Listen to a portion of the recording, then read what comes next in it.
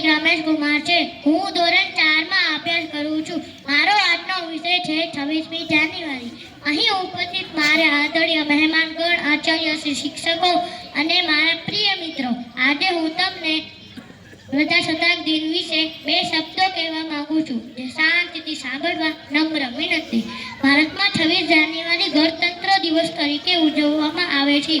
આ દિવસે વર્ષ 1950માં ભારતીય બંધારણ લાગુ કરવામાં આવ્યું હતું અને પ્રજાસત્તાકની સ્થાપના કરવામાં આવી હતી. આ દિવસે તે મહાપુરુષોની યાદમાં ઉજવવામાં આવે છે, જેમણે દેશ માટે આઝાદી મેળવ્યા પછી તેને મજબૂત અને સમૃદ્ધ ગણતંત્ર બનાવવા કામ કર્યું હતું. ભારતીય બંધારણના અમલ પછી ભારત પ્રજાસત્તાક બન્યું. આપણું બંધારણ આપણને યાદ અપાવે છે આપણે બધા સમાન છીએ અને એક દેશના નાગરિક છીએ. આપણે આપણી ફરજો બચાવીને આવનારી પેઢીઓનું સારું ભવિષ્ય ઘડવાનું છે.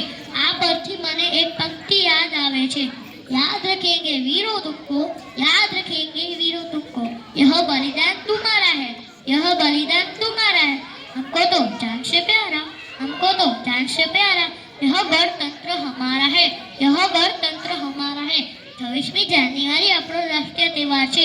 ભારત માટે 26મી જાન્યુઆરી એક અત્યંત ગૌરવભર્યા દિવસ છે. આ દિવસે આપણે પ્રજાસત્તાક દિવસ ઉજવીએ છીએ, કારણ કે 1950ના રોજ આ દિવસે આપણા દેશનું બંધારણ અમલમાં આવ્યું હતું. જય ભારત.